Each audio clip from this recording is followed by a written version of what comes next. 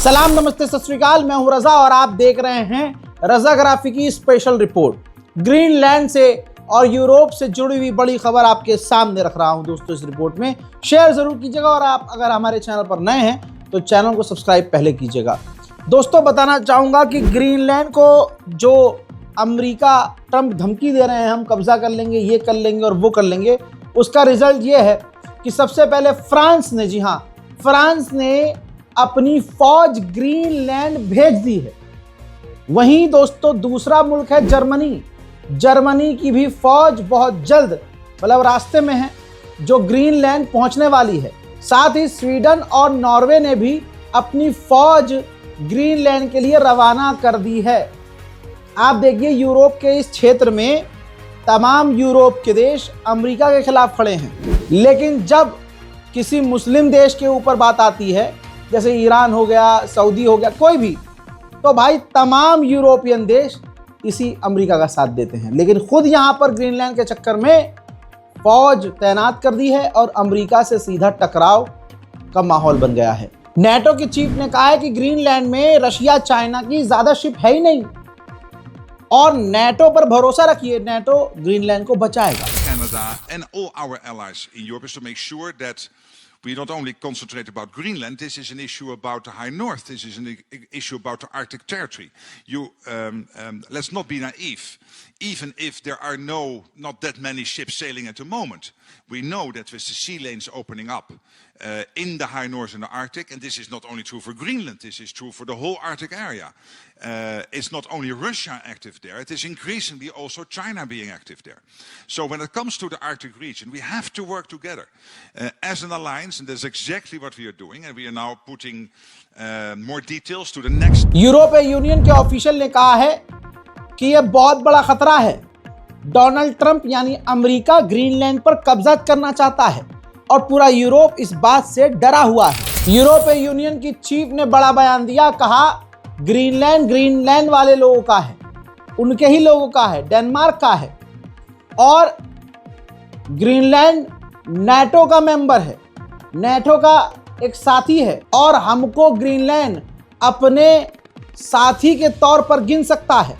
हम ग्रीनलैंड के साथ। उधर डोनाल्ड ट्रंप ने फिर से अपने ट्रुथ सोशल मीडिया के जरिए फिर वही जिद वाली बात करी, कहा कि हमें अपने सिक्योरिटी के लिए, अमेरिका की सिक्योरिटी के लिए ग्रीनलैंड चाहिए और अगर हम नहीं लेंगे, हम कब्जा नहीं करेंगे तो रशिया और चाइना कब्जा कर लेंगे और ये हम कभी बर्दाश्त नहीं कर सकते।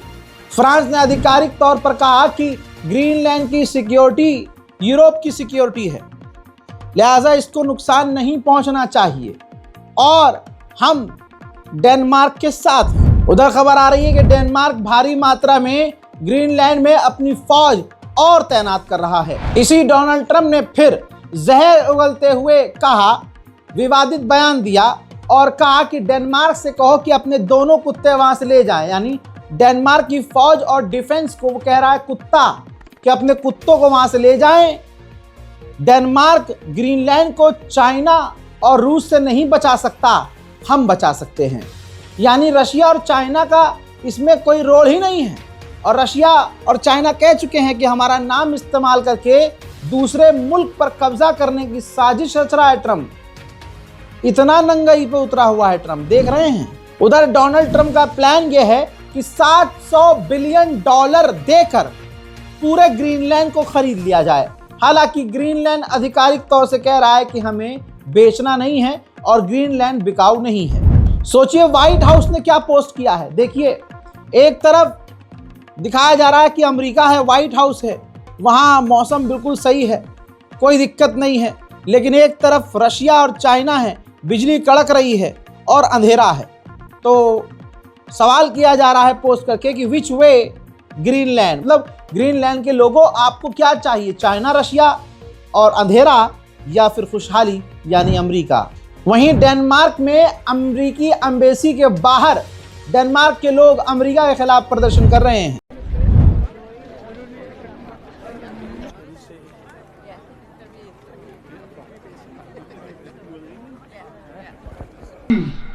Påvirkningsaktivitet og forsøg på Putins overtagelse af Krim i 2014.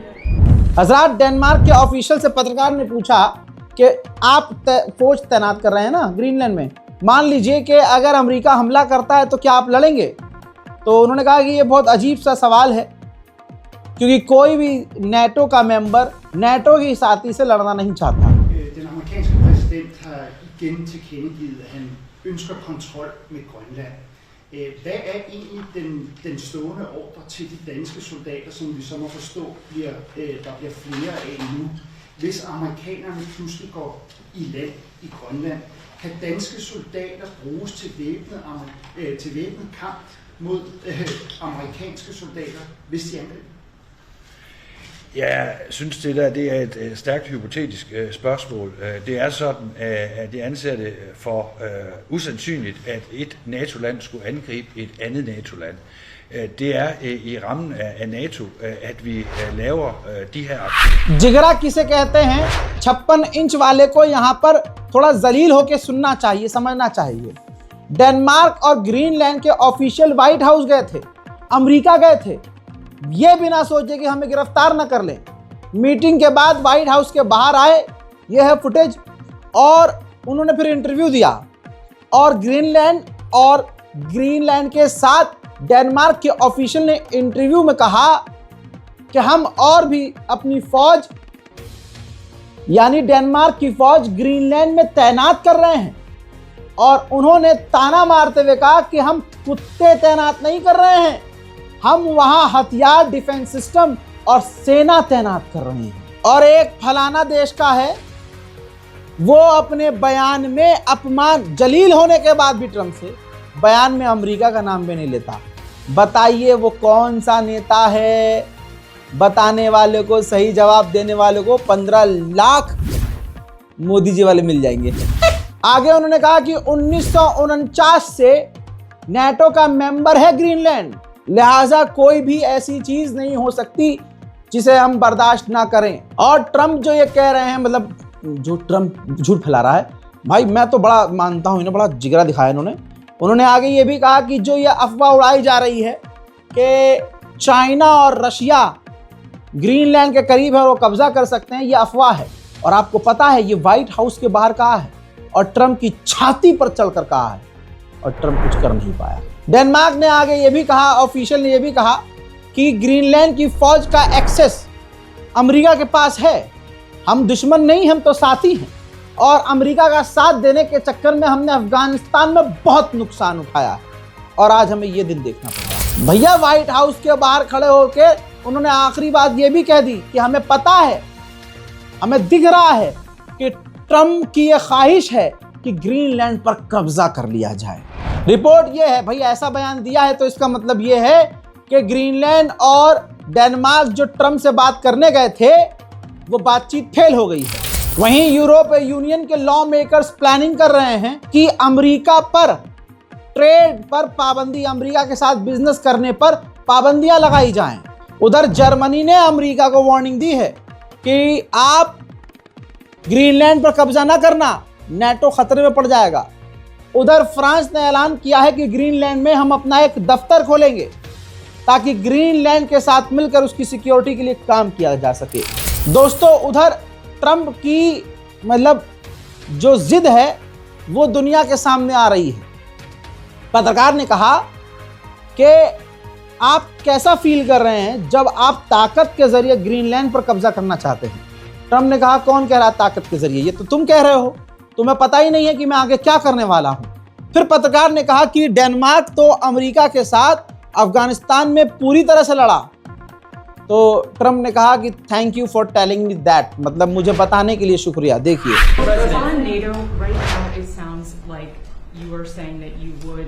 potentially acquire Greenland by force. That would be a NATO country. Are you saying that? Would you do that? No, you're saying that. Would you acquire them by force right now? You're telling me that that's what I'm going to do. You don't know what I'm going to do. Denmark fought alongside the United States in both Afghanistan and Iraq. I appreciate it. But I have a very good relationship they're with an Denmark, ally. and we'll see how it all works out. अब आते हैं Venezuela पर। Venezuela के लिए खुद Trump ने जानकारी दी है सोशल मीडिया के जरिए, अपने ट्रुथ सोशल मीडिया के जरिए, कहा है कि वेनेजुएला की महिला राष्ट्रपति से हमारी बात हुई है, मेरी बात बहुत अच्छी हुई है, कई चीज़ों में वो राजी। वेनेजुएला के अंदर जैसे ही अमेरिका का कब्जा हुआ, बल्ले बल्ले अमेरिका की हो ही गई है और होनी ही है। वेनेजुएला में पहले एक्स यानी एलन मस्क का ये ट्विटर, पूर्व ट्विटर बंद था, बैन था, नहीं काम करता था। लेकिन अमेरिकी सरकार आने के बाद, अमेरिका के कब्जे के बाद वेनेजुएला ने एलन मस्क के एक्स से पाबंदी हटा दी है। उधर वेनेजुएला के ऑफिशियल ने रूस से शिकायत की है कि आप कैसे दोस्त हैं, जब हमें आपकी ज़रूरत थी आप आए नहीं। हजरात, इसीलिए मैं कहता हूँ ईरान के मामले पर कि ईरान अकेला है, कोई किसी का साथ नहीं देता है भाई। और रशिया हम जो चीखते रहते हैं उसकी तारीफ हम करते हैं, मैं भी रशिया को बिल्कुल पॉजिटिव वे में ही समझता हूँ। लेकिन आप ये देखिए, जब ज़रूरत पड़ती है दोस्त को रशिया की, तो रशिया भाई नज़र नहीं आता। लेकिन मैं मानता हूँ कि रशिया कहीं ना कहीं अगर ज़बानी साथ दे दे तो वो भी अच्छी बात है। तो ऐसे में रूस के विदेश मंत्री सर्गेई लावरोव ने बयान देकर कहा कि जो राष्ट्रपति मुदोरो को वेनेजुएला से उठाया गया है, यह अंतर्राष्ट्रीय कानून का उल्लंघन है। And our principled assessments of the illegal operation carried out by the United States remain in force, and they are shared by the overwhelming majority of states and of the global majority, the countries of the global south and the global east. Only Western Europeans and other allies of Washington try to shamefully avoid the principled assessments, although everybody understands that we're talking about flagrant violation of the international law and overall. हजरात, Venezuela से ये तस्वीर देखिए, एक और tanker भागा था, America उसे सीज कर रहा है समुद्र में, इंटरनेशनल वाटर के करीब, स्कॉटलैंड के पास अमेरिका एक और टैंकर को सीज कर रहा है। उधर अमेरिका ने और भी बहुत सारे टैंकरों के खिलाफ अरेस्ट वारंट जारी कर दिया है। अब जिस मर्जी को अमेरिका ताड़ेगा कि हाँ इसमें तेल हो सकता है और उसको सीज कर लेगा। अमेरिका की दादागिरी लिख के ले लीजिए, इस रजा की बात को दिमाग में रखिएगा। आने वाले समय में भारत हो, जर्मनी हो, फ्रांस हो, ब्रिटेन हो, पाकिस्तान हो, चाइना हो, बांग्लादेश हो, नेपाल हो, पूरी दुनिया पर यह अमेरिका की दादागिरी भारी पड़ने वाली है। वेनेजुएला के अधिकारी ने बताया है कि हमने 400 से ज़्यादा कैदियों को रिहा किया है, जिसमें पॉलिटिकल प्रिजनर्स भी थे, जिसमें विदेशी भी थे और अमेरिकी भी कैदी थे। वेनेजुएला की सरकार कुछ नहीं कर सकती दोस्तों, लेकिन जनता वेनेजुएला की अमेरिका के खिलाफ सड़क पर प्रदर्शन कर रही है।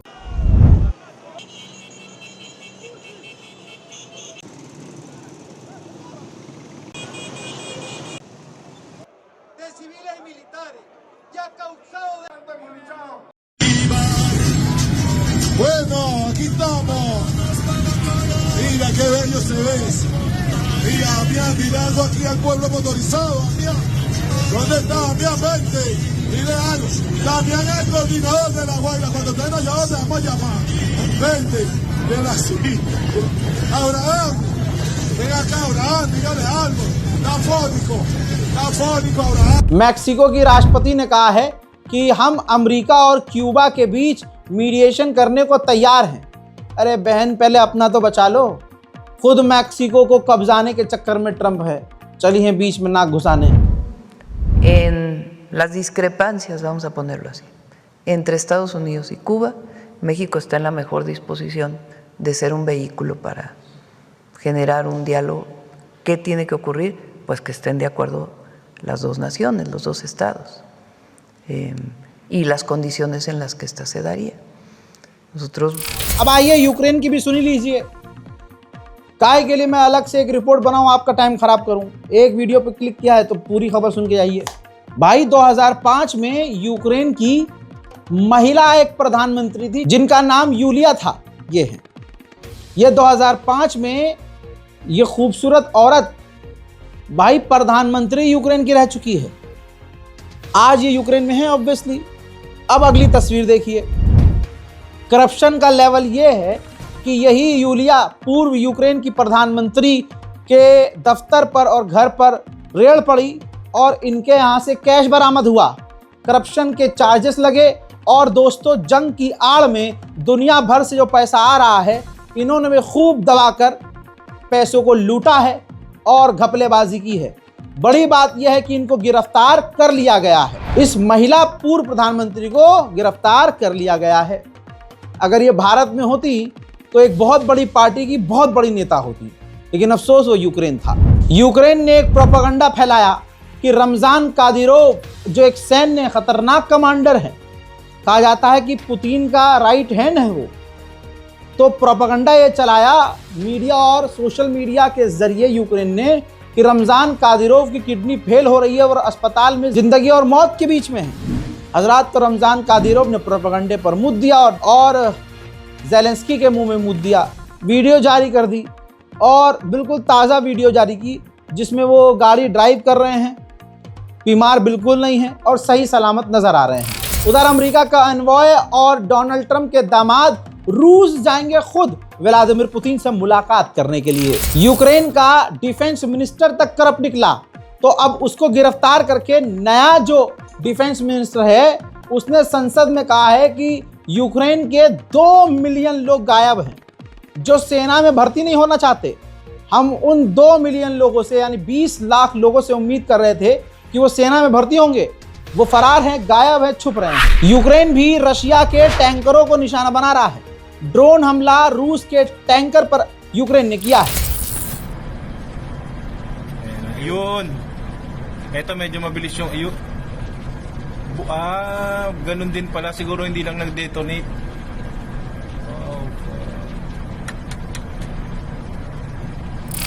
रूस के विदेश मंत्री सरगेई लावरोव ने कहा है कि बिना रूट कॉज के शांति नहीं आ सकती और जंग खत्म नहीं हो सकती। उधर इन दोनों के चक्कर में कजाकिस्तान के टैंकर पर हमला हो गया।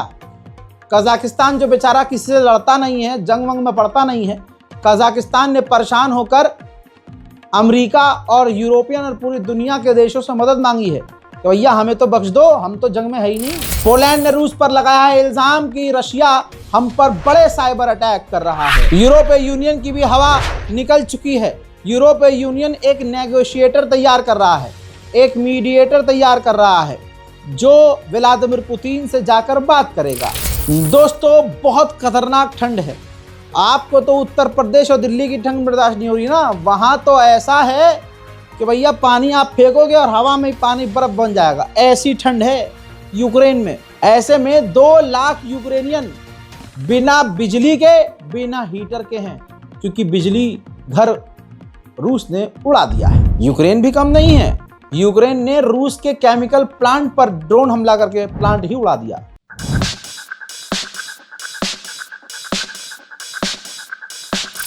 हजरात, ये थी सबसे बड़ी रिपोर्ट।